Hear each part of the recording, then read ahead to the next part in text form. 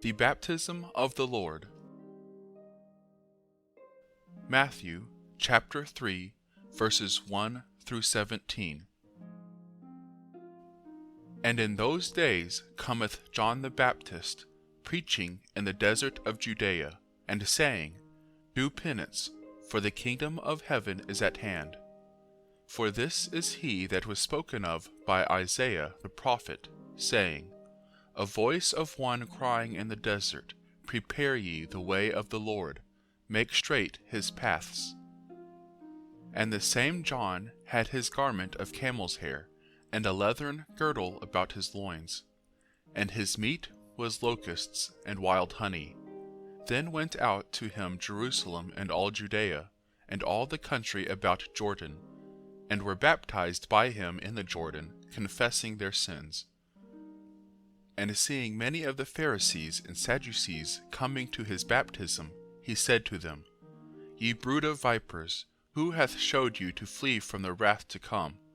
Bring forth therefore fruit worthy of penance, and think not to say within yourselves, We have Abraham for our father.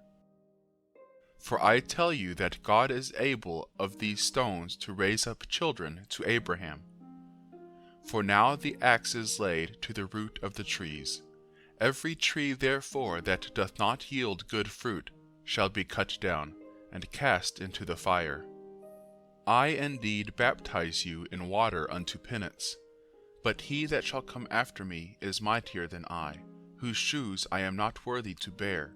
He shall baptize you in the Holy Ghost and fire, whose fan is in his hand, and he will thoroughly cleanse his floor and gather his wheat into the barn.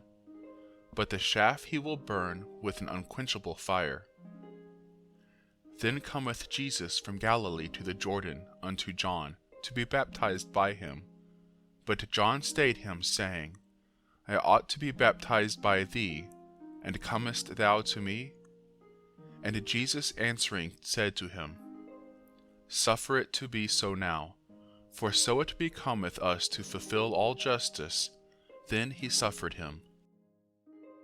And Jesus, being baptized, forthwith came out of the water, and lo, the heavens were opened to him, and he saw the Spirit of God descending as a dove, and coming upon him. And behold, a voice from heaven saying, This is my beloved Son, in whom I am well pleased.